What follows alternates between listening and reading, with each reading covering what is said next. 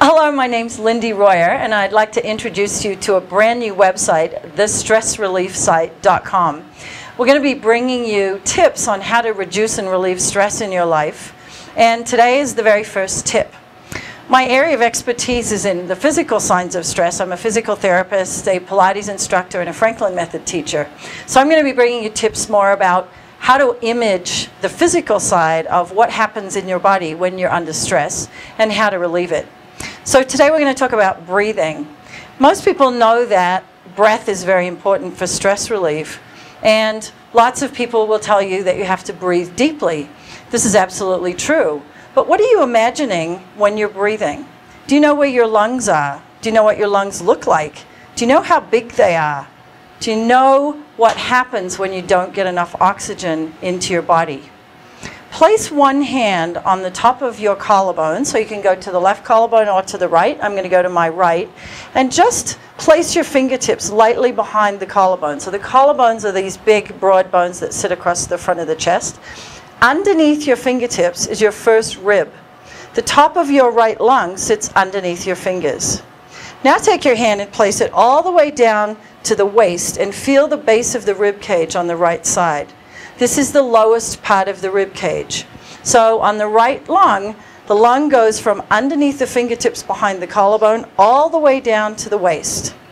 Can you imagine when you're breathing, if you could fill up this whole space from top to bottom, how much more oxygen you'd get by doing that? Also imagine the space from front to back. So if you place one hand behind you and one in front, can you feel the space between your hands?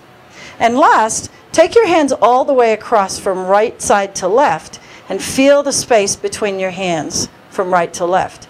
This is all lung except for one small space right here, which is your heart. We'll get to that in another tip. So now as you're breathing, can you imagine filling up this space, top to bottom, front to back, right to left, and inside to outside, as you inhale, completely expanding this beautiful, magnificent space that you have inside your chest. It looks a little bit like this.